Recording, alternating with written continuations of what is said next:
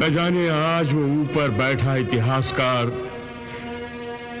किसके रक्त से इतिहास लिखने वाला है, जिसकी साक्षी देने के लिए आज सूर्य का उदय हुआ है। याद रखो भीमसेन, जिस हाथ से मैंने द्रौपदी का वस्त्र हरण किया था, आज उसी हाथ से तुम्हारे वध का शुभ कार्य भी करूंगा।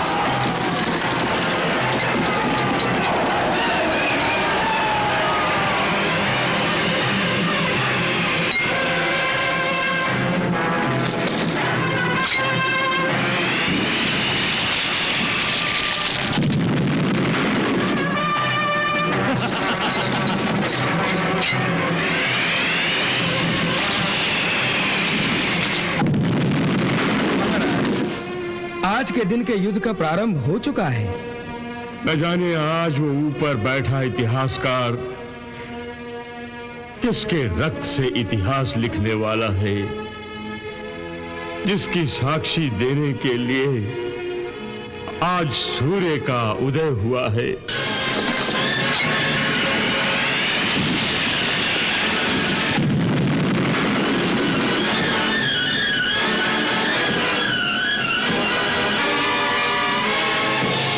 सारथी, वो पापी दुशासन जहां कहीं भी हो, रथ उसके सामने ले चलो। जो आज्ञा।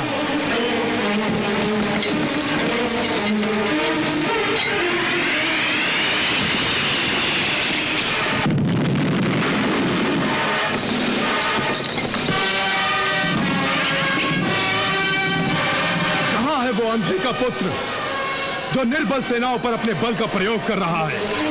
कहां है वो?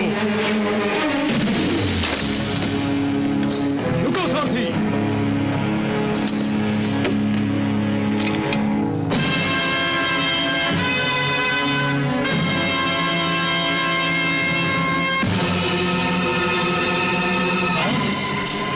विराट नरेश के रसोइये। अरे तुम्हें तो आज मैं सुबह से ही ढूंढ रहा था। कहां छुपे थे अब तक? द्रौपदी के खुले बालों में? दुशासन, द्रौपदी के खुले बालों को किसी पेड़ की छाया समझने की भूल न कर। वो तो प्रतिशोध के अग्नि का हवन कुंड है, जो तेरे रक्त के छिड़काव से ही बुझेगा। 14 वर्षों से मेरी प्रतिज्ञा और द्रौपदी के खुले बालों को तेरी और तेरी मृत्यु की प्रतीक्षा है, और आज मैं अपनी प्रतिज्ञा अवश्य पूरी करूंगा। प्रतिज्ञा पूरी करूंगा। क्यों भीमसेन, आज तो बड़े जोश में हो, बड़ी बड़ी बातें कर रहे हो, परंतु जब मैं इसी हाथ से द्रौपदी के बाल पकड़कर राजसभा में घसीटता हुआ लाया था, तब कहां गया था तुम्हारा यह जोश, तुम्हारा यह पौरुष? बताओ। हाँ। और अब पुरुषार्थ से भरी बड़ी बड़ी बातें कर रहे हो, परंतु याद रखो भीमसेन, जिस हाथ से मैंने द्रौपदी का वस्त्र हरण किया था, आज उसी हाथ से तुम्हारे वध का शुभ कार्य भी करूंगा। सावधान दुशासन, सावधान।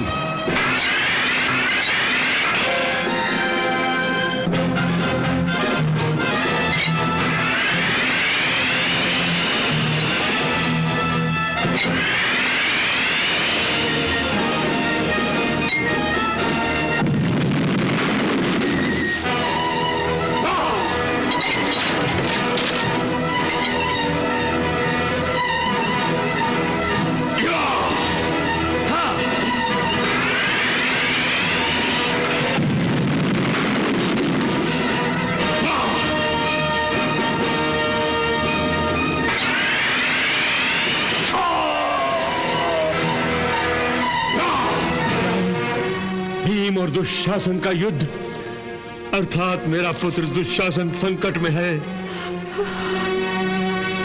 परंतु कौरव सेनापति मद्रराज शल्य कहां है? वो दुशासन की सहायता करने आगे क्यों नहीं आते? रुको साथी,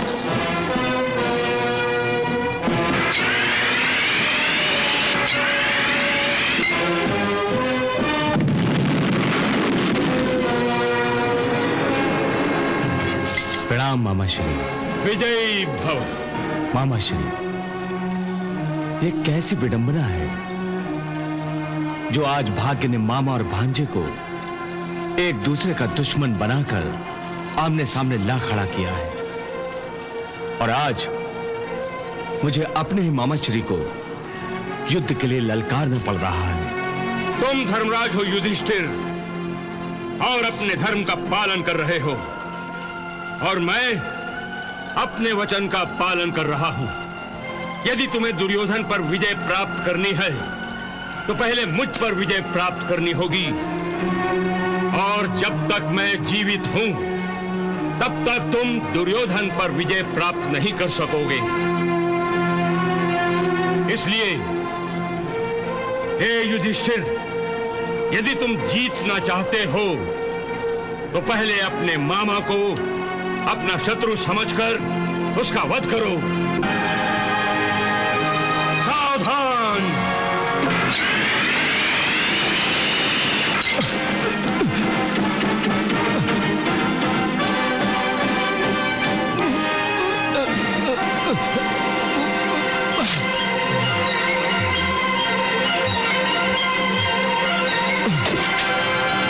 युद्ध करो युधिष्ठिर, युद्ध करो।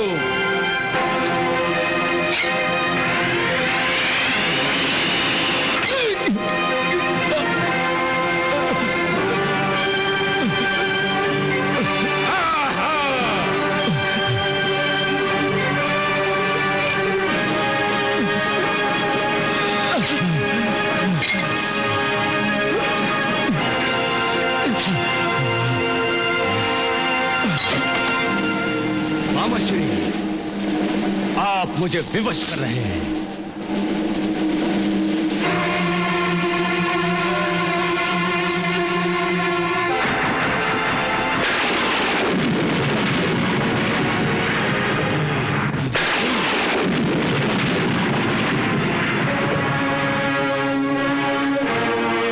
सावधान मामा श्री।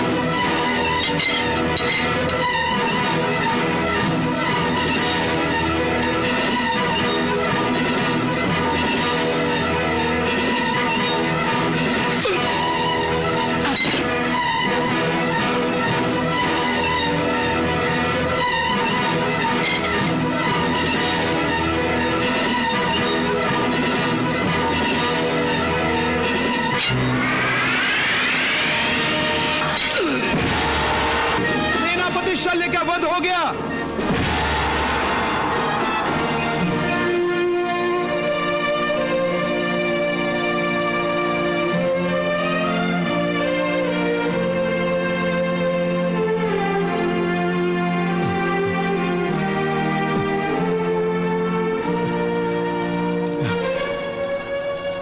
चलो सारथी।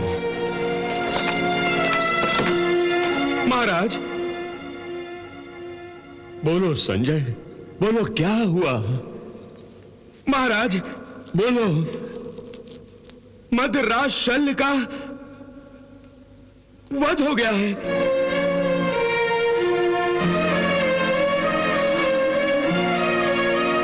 गांधारी, मेरी अंधी आंखों को भी अब युद्ध का अंत दिखाई देने लगा है। यही हमारी विडंबना है महाराज, कि जो देख नहीं सकते या जिन्होंने अपनी आंखों पर पट्टी बांध रखी है, वो चलते चलते जब तक ठोकर ना खाएं या किसी दीवार से ना टकराएं, उन्हें अपना अंत दिखाई नहीं देता। हाँ गांधारी, ठोकर खाने से बहुत पहले ही मुझे कुरुक्षेत्र की युद्ध भूमि की ओर बढ़ने से रोकने की बहुतेरी कोशिशें की गई, पर मैंने सबकी अनसुनी कर दी। उस समय मैं अंधा ही नहीं था, बहरा भी हो गया था। पितामह भीष्म ने मुझे समझाया, विदुर ने मुझे बहुत रोका, वासुदेव श्री कृष्ण ने मुझे युद्ध की भयंकरता से अवगत कराया, पर मेरी मति ही भ्रष्ट हो गई थी, जिसका भुगतान मुझे अपने 98 पुत्रों के प्राणों के रूप में भरना पड़ा है। हाँ महाराज, अब मेरे केवल 2 ही पुत्र जीवित हैं, केवल 2 ही। उन्हें बचाइए महाराज, उन्हें बचाइए। मेरे दुर्योधन और दुशासन को बचाइए, दुशासन को बचाइए महाराज।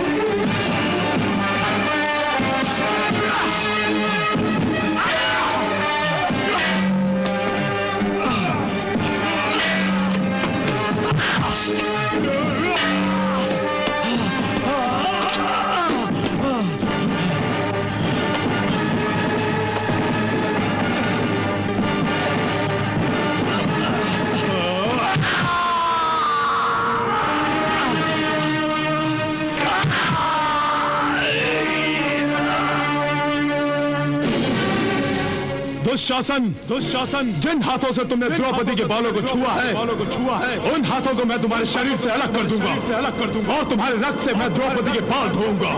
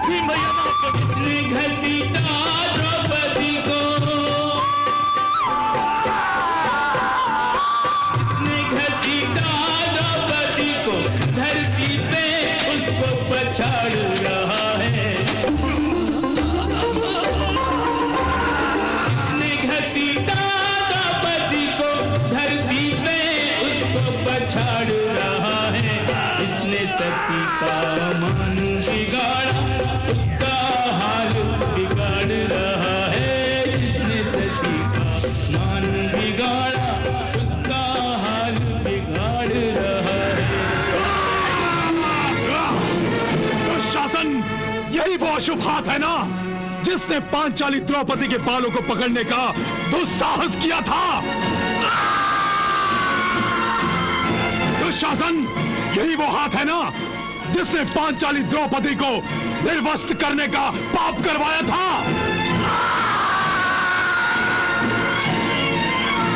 अब मैं तुम्हारे इस हाथ को तुम्हारे शरीर से उखाड़कर फेंक दूंगा, जैसे किसी विशाले पेड़ को धरती से उखाड़कर फेंक देते हैं। हे दसों दिशाओं, नक्षत्रों, गंधर्वों, देवताओं, आज मैं अपनी प्रतिज्ञा पूरी करने जा रहा हूं। इस पापी का अस्तित्व मिटाने जा रहा हूं।